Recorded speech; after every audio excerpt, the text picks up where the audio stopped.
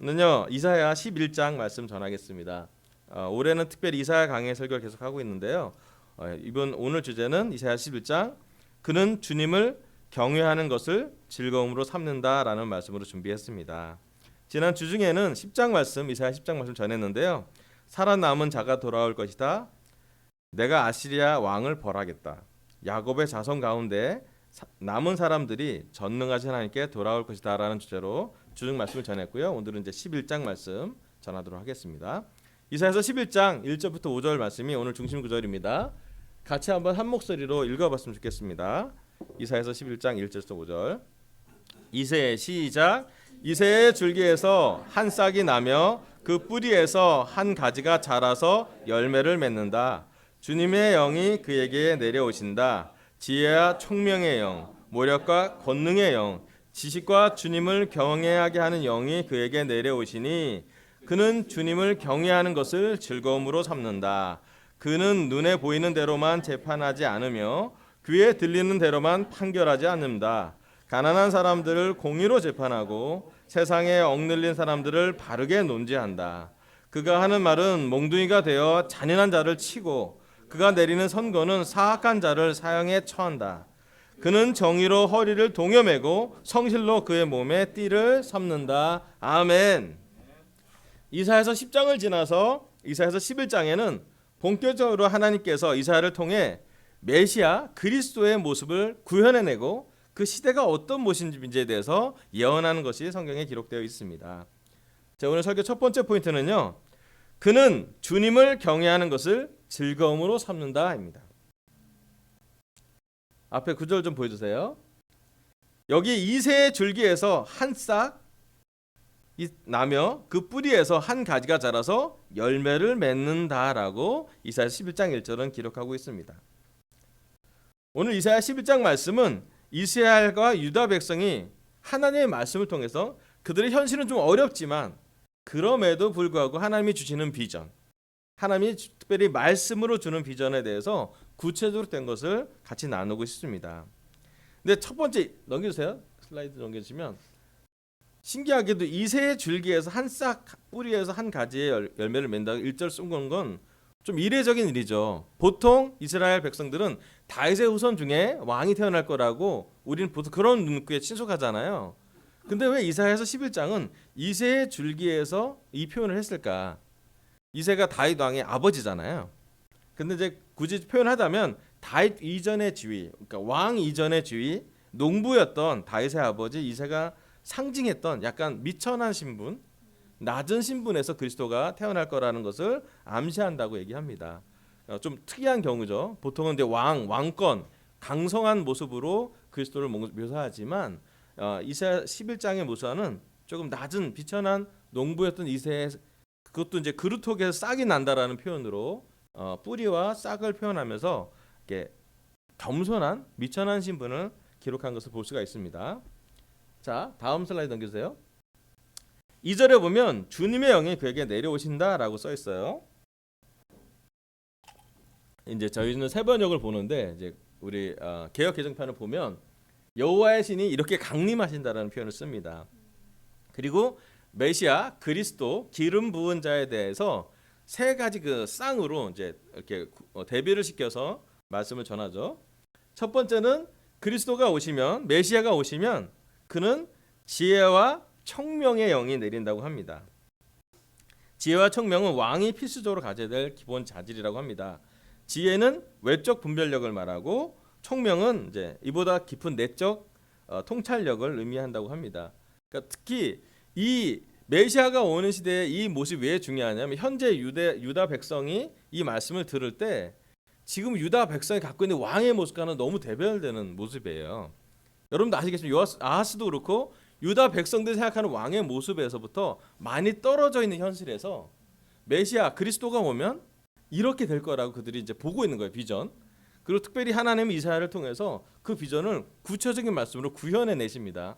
그중에 첫 번째는 그 왕, 그 메시아가 오면 지혜도 넘치고 총명도 넘친다고 표현을 해요. 즉 하나님의 인도하시는 그 메시아가 왔을 때는 그 나라가 어떤 모습일지를 통치자가 어떤 모습일지를 상상해 보게 되는 거죠. 두 번째는 이제 모략과 재능의 영이 그가 함께 하신다고 합니다.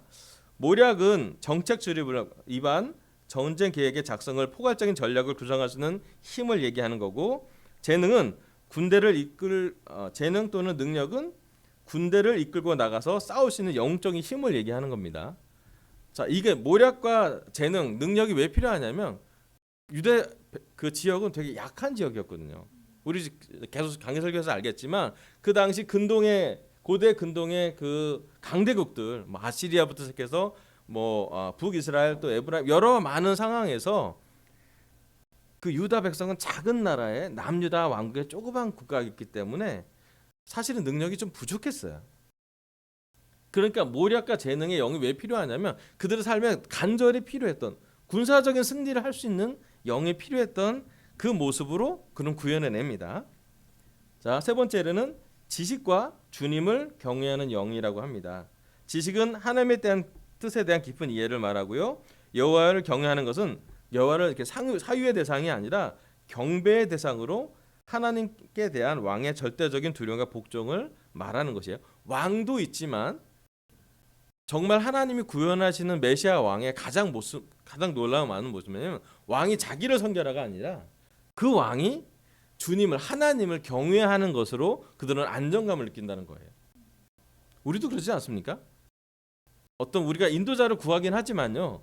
인도자에게 끝나는 것이 아니라 그 인도자가 어떤 인도자이기를 원하냐면 하나님을 경외하는 자, 하나님을 두려워하는 자가 진짜 놀라운 왕이죠. 그러니까 자기를 경배하기를 원하는 왕이 있고 교만하는 왕이 있고 정말 주님을 경외하는, 또 지식도 그냥 지식이 아니라 하나님의 뜻에 대한 깊은 이해를 가진 지식을 가진. 자, 이제 이 주님의 영이 내려왔다 했을 때 이러한 모습이 나온다고 얘기를 해요. 지혜와 총명이 있고 모략과 재능이 있고 지식과 주님을 경외하는 영이 가득한 분이 오신다고 했어요. 자, 이제 여러분 우리가 그 유다 사람이에요. 이사야가 이제 이 말씀을 전합니다. 이 설교를 합니다. 이런 사람이 왕이 되면 어땠을 것 같아요?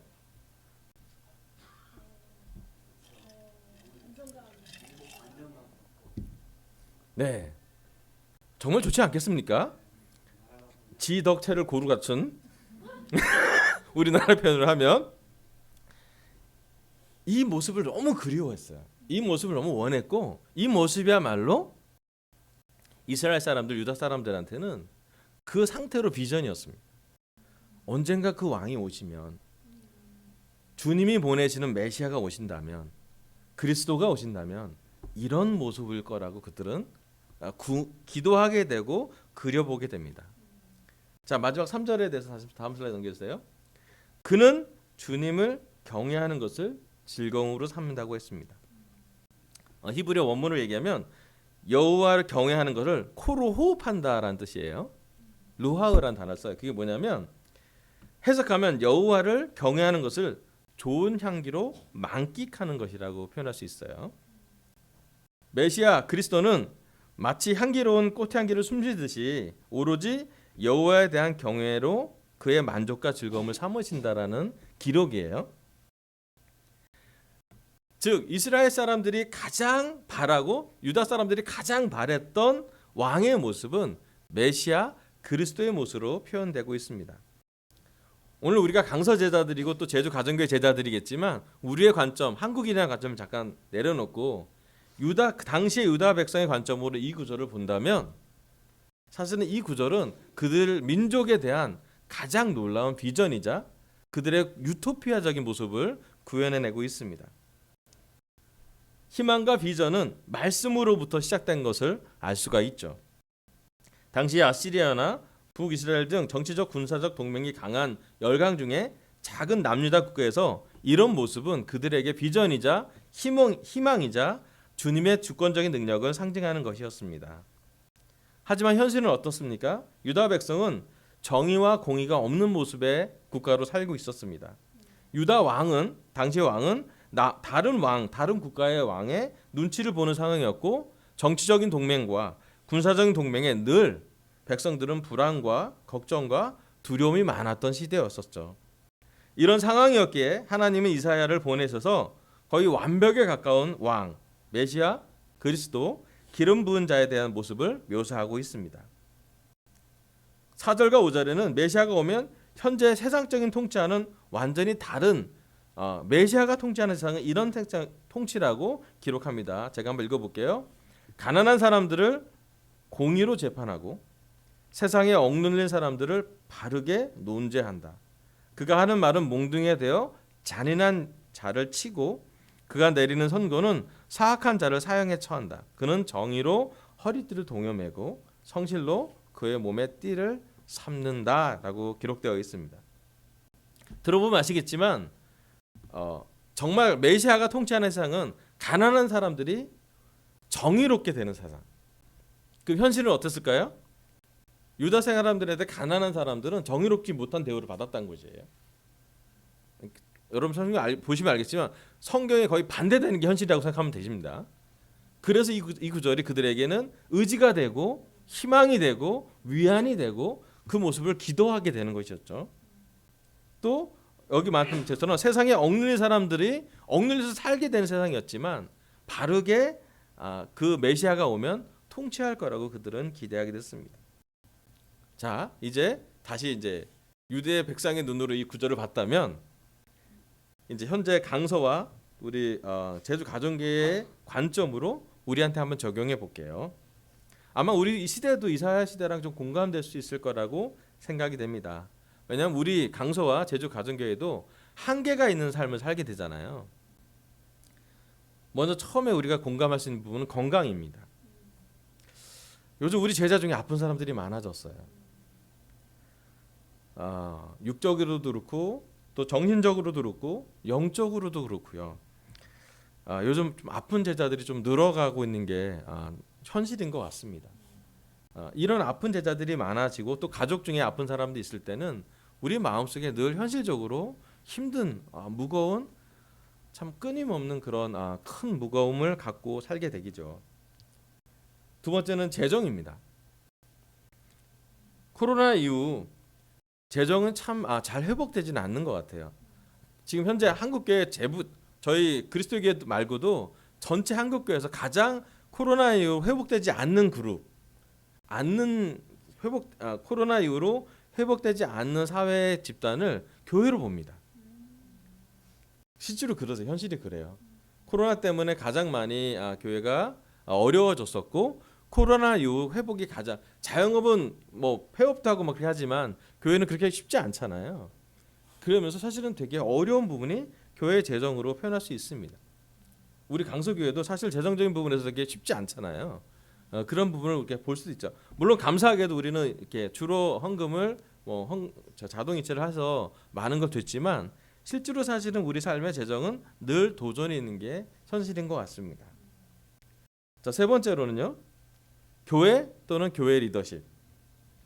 작년과 올해 우리 교회 상황이 되게 어려웠습니다. 지금도 계속 제가 설교하고 있지만 교회 안에 정말 우리 교회가 공의로운가? 우리 교회는 진짜 하나님이 바라시는 통치자가 통치하고 있는가? 물론 우리 교회의 주님은 그리스도 한 분뿐이시지만 주님의 종이라고 말하는 교회 목사들이나 교회 인도자들이나 교회를 리드하는 사람들이 정말 주님의 모습으로 구현하고 있나? 라는 것에 대한 우리는 큰 도전을 경험했습니다. 좀 쉽지 않았죠. 여전히 저는 쉽지 않다라고 생각이 듭니다. 하나님이 감추어둔 것은 다 드러나게 지금 만드시는 것 같아요. 우리가 얼마나 영적으로 포장할 수 있지만 포장되지 않는 죄인인지, 그게 인도자로부터 가장 영크리스찬까지 사실은 고백하지 않았을 뿐이지 하나님이 다 보여주셨다는 생각이고 발가벗겼다는 생각이 들어요. 그래서 요즘 저한테 목사로 한 명으로 제가 전도자의 한 명으로 저한테 주는 훈련은 겸손에 대한 훈련인 것 같아요. 제가 정말 하나님 앞에 있는 그대의 모습으로 감사하고 살고 있는지, 그리고 진짜 사람들이 기뻐하는 교회가 아니라 사람들이 기뻐하면 더 좋긴 하겠지만 하나님을 기쁘시게 하는 교회가 되는지, 그것이 정말 중요한 것 같아요. 정말 감사한 거는 하나님은 교만한 사람을 낮추시고 억눌린 사람들을 풀어주신다고 성경은 반복돼서 특별히 이사야에서는 기록하고 있습니다. 통치자가 오면 메시아가 오면, 그리스도가 오시면 그 정의 사회가 구현될 거라고 그들은 믿었던 것이죠. 자, 이제 올해 하나님은 대한민국의 모든 그리스도교회, 특별히 우리 한국 그리스도 국제 그리스도교회 제자들한테 전환을 기대하십니다. 우리가 KTT, 코리안 트랜지션 팀에서 한국 전환팀을 만들어서 지금 계속 회의를 하고 있죠. 다음 주에는 대구에 내려갑니다. 네, 대구가 이제 건물을 사셨어요. 그래서 입당 예배를 지금 막 준비하고 계세요. 그래서 KTT가 좋은 건 뭐냐면 한국에 있는 각 교회들을 방문해 보자. 그래서 한 주는 수도권에서 또 한 주는 지방에서 합니다. 그래서 2달 전에는 저희가 부산을 갔다 왔고요. 3월에 5월 달에는 이제 대구로 좀 가서 예배를 준비합니다. 또 우리는 또 다음 주에 그래서 우리 대구랑 같이 연합 예배로 준비되고 있고 저랑 가장 친한 강동진 목사님께서 또 준비하고 계시는 것 같아요. 한국 교회가 전환되기를 우리는 기도하고 있고 전환팀을 만들어서 구체적으로 전환할 수 있도록 준비하고 있고 정관부터 시작해서 많은 부분을 기도 중에 준비하고 있습니다. 그런데 정말 한국 교회가 전환되면 어떤 모습을 구현할 수 있을까? 어떤 모습이 우리가 전환된 교회라고 볼까라고 생각한다면 저는 이 구절이 정말 중요한 것 같아요. 정의가 통하는 교회. 자, 그러려면 어떻게 해야 되냐면 주님의 영이 메시아를 통해서 가득 내려온 것처럼 그리스도가 우리한테 있는 것처럼 다시 한국 교회가 전환되려면 한국에 있는 모든 제자들, 한국 그리스도교에 있는 모든 국제 그리스도에 있는 모든 제자들, 우리 강서와 제주 가정교회 제자들 모두가 주님의 영이 강하게 내리시면 돼요. 성경적으로 역사를 보면 영적으로 전환된 최고의 시간은 다 영이 강하게 내리는 시간이었어요. 그렇지 않습니까? 오순절날 영이 예수님한테만 있는 게 아니라 예수님을 따르는 모든 제자들한테 다 갔어요. 그 다락방에서 영이 내리셔서 베드로가 막 알지 못하는 언어로 설교도 하고요. 영이 가득 찼을 때 하나님이 움직이셨어요. 심지어 베드로가 이방인한테 갔을 때도 그가 영이 내리시는 거 보고 거기에 침례를 줄 수 있었습니다. 자, 주님 영이 내리시면 첫 번째로는 메시아가 이런 통치, 지혜와 총명, 모략과 재능, 지식과 주님을 경외하는 영으로 가득 살 거예요. 그리고 더 나아가서 하나님은 어떻게 넓히시냐면 메시아뿐만 아니라 그리스도뿐만 아니라 그리스도를 따르는 모든 사람에게 영을 허락하십니다. 대단히 큰 전환점이에요. 구약의 유다 백성들한테 왕만 영이 있으면 돼요. 통치자만 영이 있으면 그들은 만족했어요. 또 그게 그들의 한계였고 생각의 끝이었어요. 그 정도의 통치자만 있어도 괜찮다고. 하지만 신약으로 넘어와서 그리스도 예수님이 실제로 지혜와 총명을 가지고 예수님이 오셨고 모략과 재능의 영을 갖고 계셨고 지식과 주님의 영을 가지셨던 그리스도가 태어나셨고 복음으로 사역했고 십자가에 돌아가셨고 부활하신 다음에 어떤 일이 벌어지냐면 주님의 영을 우리 모두에게 다 주시는 거였어요. 여러분, 우리가 세례 받을 때 우리에게 죄 용서를 주셨고 성령님을 선물로 주셨습니다. 아멘.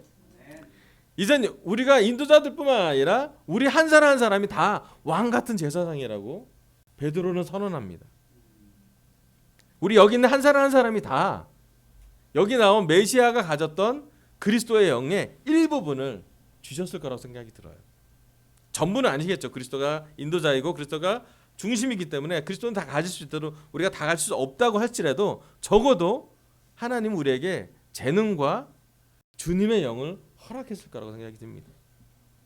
그래서 교회를 이루어서 우리는 전환을 가져가려고 해요. 근데 정말 중요한 터닝 포인트는 가장 중요한 게 뭐냐면 주님의 영이 내리시는 거예요.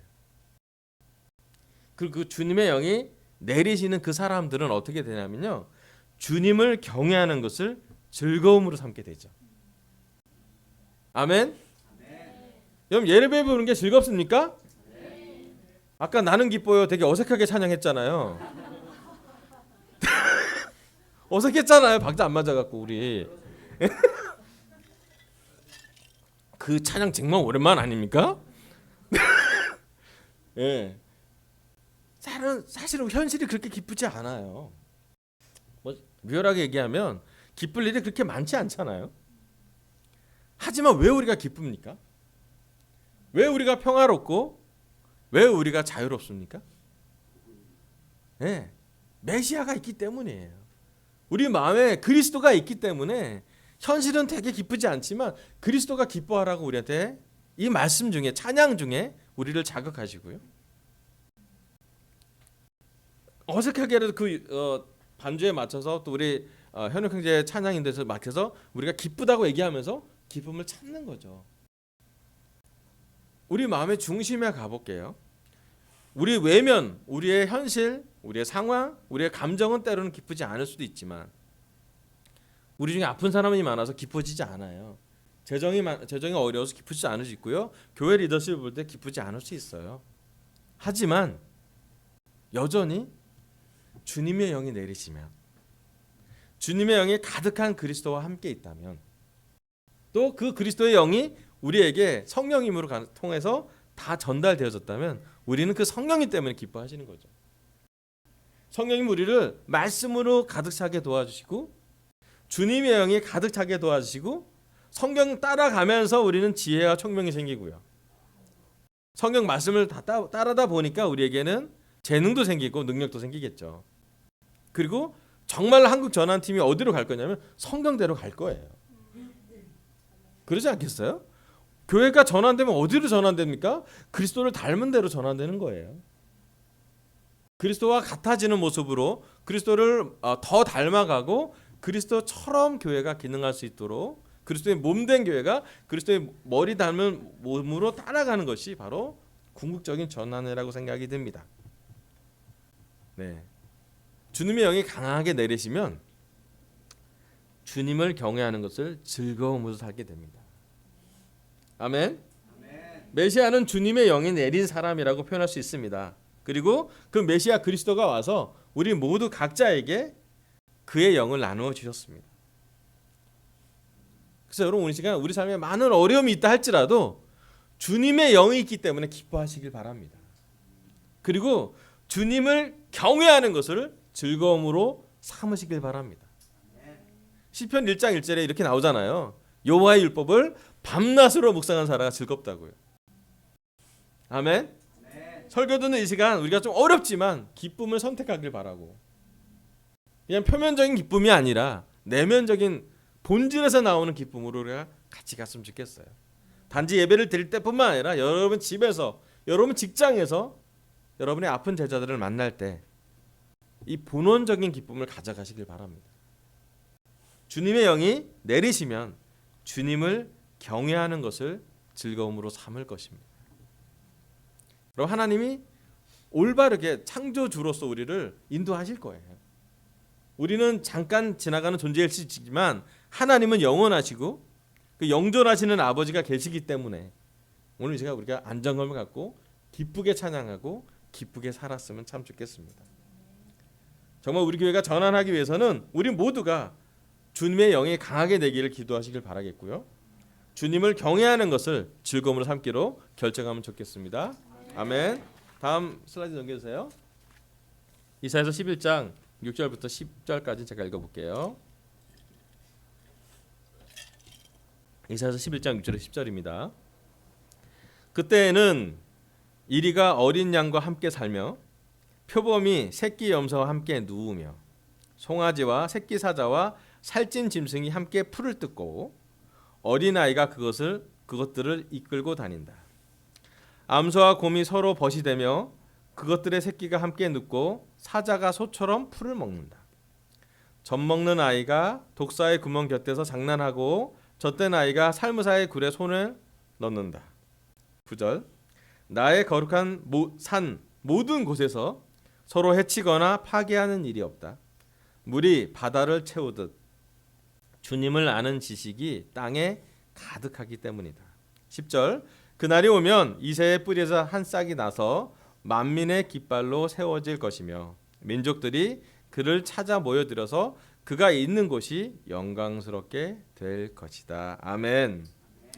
자, 이사야 11장 6절에서 9절은 하나님은 아주 구체적으로 그때에는 그날이 오면 메시아가 통치하는 시대가 오면 아주 동물의 모습으로 그림을 그리듯이 이야기 동화를 하듯이 구현해냅니다. 아름답지 않나요? 거의 유토피아적인 모습으로, 낙원이나 천국의 모습으로, 우리가 생각하는 천국의 모습이 이런 모습으로 생각하시지 않을까요? 자, 오늘 설교 두 번째 포인트는요, 평화, 조화의 이유, 주님을 아는 지식이 땅에 가득하기 때문이다 입니다.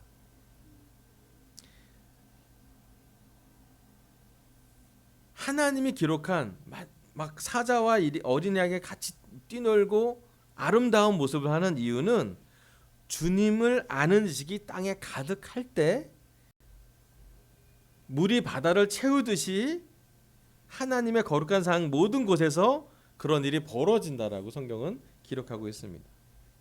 자, 그림을 좀 보여주세요.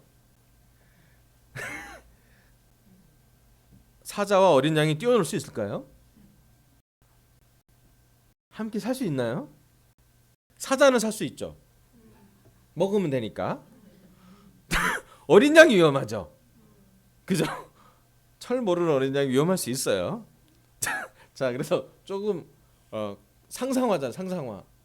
하트. 보세요. 큰 하트. 사자하고 어린 양. 여러분의 부부 관계일 수도 있어요. 하여튼 사실은 이 모습은 그 당시 유다 백성이 봤을 땐 와, 정말 그렇게 될까?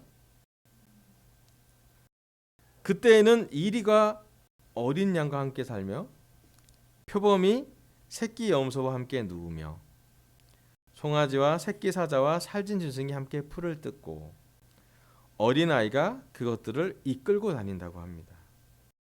암소와 곰이 서로 벗이 되며 그것들의 새끼가 함께 눕고 사자가 소처럼 풀을 먹는다고 해요. 젖 먹는 아이가 독사의 구멍 곁에서 장난하고 젖된 아이가 살무사의 굴에 손을 넣는 모습이요. 이 모습은 육식동물과 초식동물의 완벽히 조화롭고 평화로운 세상을 그려보고 그림 구체적으로 묘사하게 됩니다. 메시아가 통치하는 세상은 놀라운 세상이잖아요. 그리고 9절에 이런 말씀을 합니다. 나의 거룩한 산 모든 곳에서 서로 해치거나 파괴하는 일이 없다.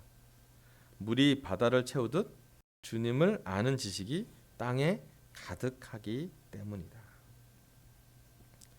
여러분, 여기서 가장 중요한 것은 조화롭고 평화로운 유토피아적인 세상이 생기는 이유는 주님을 아는 지식이 땅에 가득할 때 가능한 일이죠.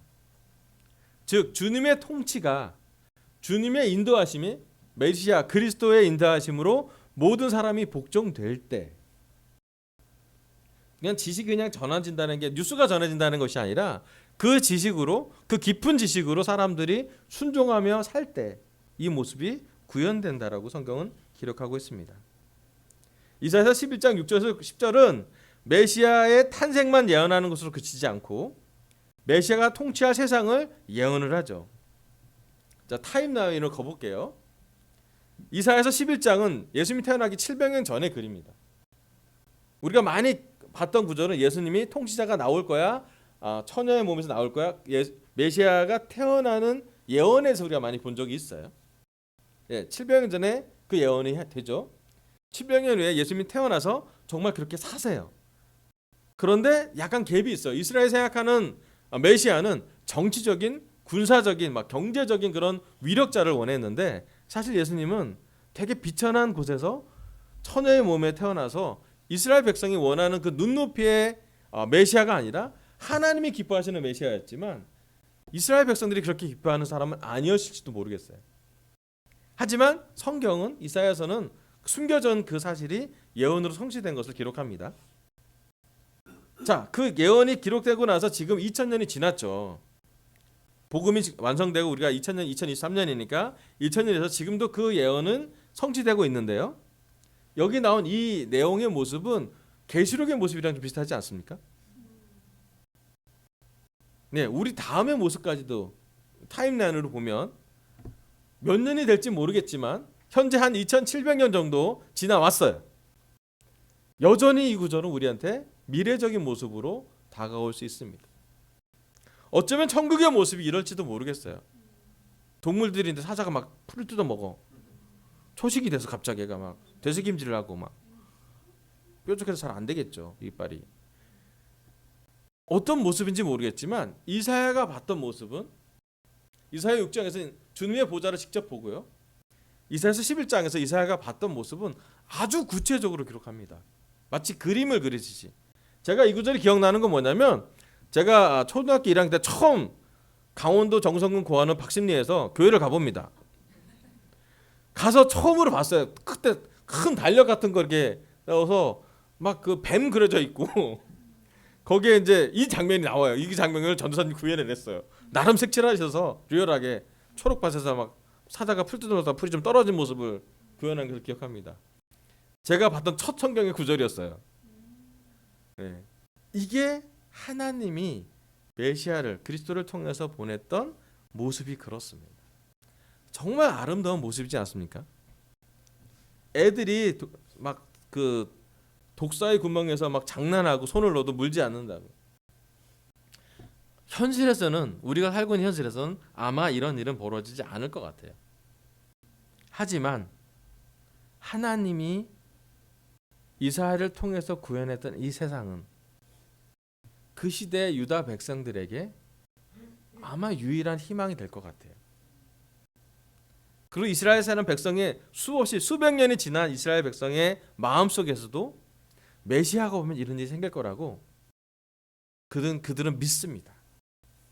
국가가 생기든 안 생기든 전쟁에서 국가가 함락되든 멸망을 당하든 바벨론의 포로가 되든 어느 경험을 하든 이스라엘 백성들은 마음에 유다 백성 마음에는 이 구절이 자리 잡습니다.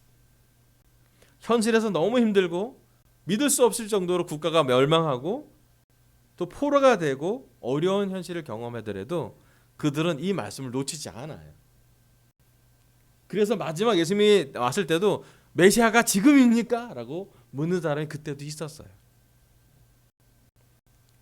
자, 다시 우리한테 한번 적용을 해볼게요. 그럼 우리한테 하나님이 주시는 비전과 하나님이 주시는 소망과 하나님이 주시는 그림은 어떤 그림이 있나요? 저희가 이제 조금 구현해 보면 구체적으로 얘기를 해보면 이제 2주 후에 저희가 한국 교회 전체 프리틴 캠프를 가잖아요. 저희가 준비하는 제가 인도자가 됐어요. 저는 담당 촌장이에요. 제가 프리틴 캠프 촌장 돼서 지금 전인 세 커플 우리 임효정 목사님 부부랑 우리 강동진 목사님 부부랑 같이 준비를 막 하고 있어요. 어제는 강동진 목사님 대구에서 서울에 와서 이 강수센터에서 프리틴 선생님들 제일 우리가 중심으로 보는 게 뭐냐면 프리틴 캠프의 가장 꽃은 프리틴 캠프 각 반을 인도하는 선생님이세요. 예, 두세 명 또는 네다섯 명이 한 방에서 2박 3일을 같이 살면서 정말 이렇게 아주 고부가 가치가 있는 그런 캠프 제공을 합니다. 그렇게 많은 사람들이 함께 그렇게 준비해서 가는 거 되게 드물 것 같아요. 갔다 우리 영상도 보여주겠지만 우리는 뭐 물총 놀이도 할 거고요. 또 막 그 게임도 미니 올림픽도 할 거고요. 짚라인도 타고요. 뭐 자연 생태 체험도 하고 2박 3일 동안 아이들이 정말 이렇게 약간 좀 세상과는 다른 걸 경험하게 하려고 노력해요. 근데 아이들한테 그 2박 3일 캠프 중에 가장 고통스러운 시간이 좀 있어요. 그게 뭐냐면 가자마자 그 초등학교 3, 4, 5, 6학년들은 자기의 핸드폰을 반납하게 합니다. 여러분 그게 얼마나 그 아이들한테 가혹한 건지 모르실지 있는데 울어요 애들이. 이거 꼭 내야 돼요? 막. 핸드폰을 반납하게 하는 이유가 뭘까요?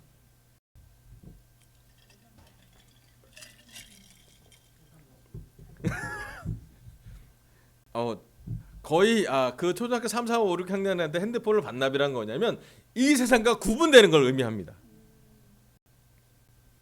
즉 그 캠프에 들어가서는 얘들아 이 캠프는 뭐랄까 인터넷 세상이 아니야. 가상현실도 아니고 너희가 원하는 무슨 게임의 현실도 아니고 리얼한 현실이야. 그리고 실제로 하나님과 예배 드릴 거고 하나님을 사랑하는 사람들과 함께 게임할 거고 하나님을 사랑하는 걸 보게 될 거고 하나님의 사랑을 느끼게 할 거야 라고 보여주는 거예요. 잠깐 화면 저 그림 좀 넣어주세요. 우리 올해 주제가 이제 awesome God이라고 놀라우신 하나님. 그래서 별보기 프로그램도 있어요. 둘째 날 밤에 첫째 날 밤인가? 나랑 별 보러 가지 않을래라는 코너가 있어요. 예, 거기 이렇게 막 스키슬로프 같은데 다 돗자리 깔고 놓어서 별이 있길 기도하셔야 돼요. 그날 흐리면 안 돼요. 지금 저희가 하는 모든 일정은 주님이 임하시지 않으면 안 되는 일정이에요. 그냥 가는 거예요. 예, 물론 그때 또 비가 오면 또 하나님이 어떤 다른 걸 인도하시겠지만 핵심은 뭐냐면 초등학교 3, 4, 5, 6학년 때 하나님의 한 모습을 남기고 싶어 하는 거예요. 하나님은 놀라우시다. 우리 하나님은 어썸하시다. 우리 하나님은 별을 만드신다. 우리 하나님은 핸드폰이 아니라 조그만 그 모니터에서 나오는 그림이 아니라 실제로 임재하시고 역사하시고 움직이신다는 것을 보여드리고 싶어 하세요. 그러기 위해서는 핸드폰을 뺏어야 합니다. 자, 이제 우리한테 좀 적용해 볼게요. 여러분 정말 독사굴에 애들이 손 넣어도 물지 않는 그 세상을 만들려면 오늘 우리 강서 제자들과 제주 가정교회는 무엇을 해야 할까요? 이 프리스틴 캠프에서 애들이 자기들이 가장 소중하게 여기는 핸드폰을 내놓습니다. 원투는 원치 않다면 안 내놓으면 들어갈 수 없어요. 그래서 내놓게 될 거예요. 잘 내놔요. 그리고 한 사람이 좀 쭈뼛하다가 한 명 내면 다 같이 내고 그게 돼요. 오늘 우리 강서 제자들과 제주 가정교회는 제자들은 하나님이 통치하는 평화로운 세상을 위해서 무엇을 내놓겠습니까? 이 세상과 분리되기 위해서 이 세상과 좀 동떨어져서 그리스도의 평화, 메시아의 평화를 참여하기 위해서 우리는 무엇을 내려놓고 계신지요?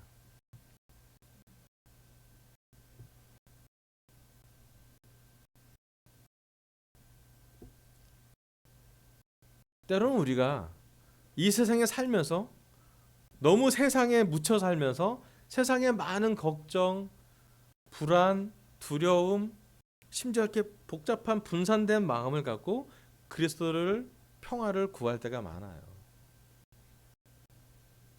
그런데 성경 말씀을 잘 보면요, 하나님 우리한테 바라시는 딱 하나가 있는데 그게 뭐냐면 너희는 내가 세상과 구별됐으니 너희도 좀 구별됐으면 좋겠다라고 말하세요. 방법은 어떨지 모르겠어요. 잠깐 우리 생각을 말씀으로 고정하든지, 잠깐 우리가 집 앞에 놀이터 가서 하늘을 바라보든지, 잠깐 직장 안에서 밖의 벽을 보면서 그래도 하나님과 좀 눈을 맞추든지, 잠깐 우리 집의 그 창문에서 적어도 이렇게 연두색, 초록색 잎사귀를 보면서 꽃을 보면서 잠깐이라도 세상과는 좀 구분되는 시간. 여러분 최근에 꽃향기를 맡아보신 적이 있으십니까? 아멘. 어떠세요? 꽃향기 맡고 기분 나쁜 사람 많지 않아요. 예. 여러분 잠깐이라도 지나가다 꽃을 보세요. 여러분 설 수 있으면 그 꽃 모습도 좋지만 그 꽃의 향기를 한번 맡아보세요. 제가 최근에 우리 동네 야산에 가서 아카시아 꽃 향기로 감동받았잖아요. 골짜기가 다 아카시아 향이야. 우와 달달. 여러분 그리스도의 향기가 그런 모습이에요. 잠깐 세상과 좀 구분되는 시간을 이번 한 주라도 꼭 가져보길 바랍니다. 예, 우리가 세상에 치열하게 살아야 되고 세상에 복음을 전해야 되고 세상에서 우리의 가정에 우리 삶의 사회 구성원의 책임을 다해야 될 것 같아요. 맞아요. 하지만 우리는 세상에 속한 사람들이 아닙니다. 이 교회는 세상에 속해서는 안 됩니다. 세상에 영향을 줄 수 있지만 세상에 복음을 전파하는 교회로 빛과 소금의 역할을 하려면 첫 번째 해야 될 것은 뭐냐면 세상에서 우리를 조금 구분해내야 돼요. 주님을 아는 지식이 땅에 가득한 것은 뭘 의미하는 것인지 역설적으로 주님에 의해 속한 사람들이 세상과 구분된 것이 깊어질 때 가능한 거지. 세상적인 물질, 돈이 세상의 것이 아니라 하나님의 것으로 변환될 때, 세상에 살고 있는 우리가 육신의 몸을 갖고 살지만 성령님의 영으로 우리가 변환될 때, 세상에 통치하는 방식이 쇄도를 부리고 사람들을 지배하는 것이고 가스라이팅하는 것이고 학대하는 것이라면, 남용하는 것이라면, 그리스도의 영을 지배하는 때는 존중하고 배려하고 장애인을, 약자를 더 소중하게 여기고 약점을 자랑하고 죄를 고백하며 낮은 자를 높여주려고 하는 모습이 세상과 구분될 때 가능한 것이래요. 많은 경우 우리가 세상의 한 부분을 교회를 낮추려고 해요. 세상은 그렇게 요구할 겁니다. 사탄이 계속 우리한테 요구할 거예요. 그리고 우리의 한계를 늘 시험할 겁니다. 뭘 할 수 있는데? 어느 정도 할 수 있는데? 무엇을 희생할 거야? 근데 다시 말씀으로 돌아가 보면요, 주님을 아는 지식이 땅에 가득하다면, 주님을 따르는 메시아를, 그리스도를 마음에 가진 제자들이 세상과 분리될 수만 있다면, 조금이라도 구분될 수 있다면 주님의 영이 그것을 하실 거예요. 마치 우리 초등학교 아이들이 핸드폰을 내놓듯이 우리의 마음을 한번 구분해 주시면 좋겠어요. 우리 일주일 시간 중에 조그만 시간을 내서라도 내가 창조주 하나님을 만나고 오겠다. 조그만 시간을 내서, 공간을 내서라도 내가 하나님과 예수님과 데이트 좀 하겠다. 그리고 정말 주님을 아는 지식이 나한테는 좀 가득 찰 수 있도록, 내 가정에는 주님을 아는 지식이 살아있을 수 있도록, 내 직장에서 어렵겠지만 내 상자 위에 상사만 있는 게 아니라, 그 위에 사장님만 계신 게 아니라 그 위에 그리스도가 있음을 좀 기억하면서, 우리가 다 이해되진 않고 완벽히 납득되지도 않은 상황일 수도 있지만 적어도 그런 세상에서 우리는 좀 한번 구분해 봤으면 좋겠어요. 그래서 놀라운 하나님을 느끼면 좋겠습니다. 부탁하기로는 지금 내일 월요일부터 일주일 동안 우리 한국의 전체 금식 일정을 좀 잡고 있어요. 이 프리팅 캠프 아이들을 위해서, 또 봉사자들을 위해서 비가 안 내릴 수 있도록 기도를 좀 정말 기도를 부탁드리고 싶어요. 저희 강서가 다음 주 주일로 예정돼 있습니다. 일주일을 다 하다 보니까 우리가 가장 안 좋은 날짜를 우리가 할 수밖에 없는, 그게 우리가 보인되는, 그래서 한 끼를 금식해도 되고요, 하루를 해도 되고, 방식은 어떻게든 상관없어요. 자발적으로 우리 아이들을 위해서 프리팅 캠프에서 좀 기도해 주면 좋겠어요. 그래서 정말로 이 캠프가 세상과는 구분될 수 있고, 우리가 놀라운 하나님을 아이들에게 전하지만 그것을 통해서 모든 선생님도 놀라운 하나님을 느끼고, 교회도 놀라운 하나님을 느끼고, 제자들이 세상과는 좀 구분되는 특별한 경험을 할 수 있도록 여러분은 기도를 함께 동참했으면 좋겠습니다. 자, 마지막 슬라이드 넘겨주세요. 오늘 하나님은 저의 입술을 통해서 그는 주님을 경외하는 것을 즐거움으로 삼는다, 이사야 11장 말씀을 전하게 하셨습니다. 첫 번째, 그는 주님을 경외하는 것을 즐거움으로 삼는다. 교회가 전환되기 위해 우리 모두가 주님을 경외하는 것을 즐거움으로 삼기로 결정했으면 좋겠습니다. 주님이 영이 내리시면 그 내리시는 메시아와 함께 그 영을 나눠 가진 우리도 주님을 경외하는 것을 즐거움으로 삼기로 결정했으면 좋겠습니다. 두 번째, 평화와 조화의 이유는 주님을 아는 지식이 땅에 가득하기 때문입니다. 그럼 우리도 주님을 아는 지식이 우리에게 가득 찰 수 있도록 세상과 조금이라도 분리해내서 금식 기도를 하며 하나님과, 놀라운 메시아, 놀라운 그리스도와 교제하시기를 바라면서 설교를 마치겠습니다. 감사합니다.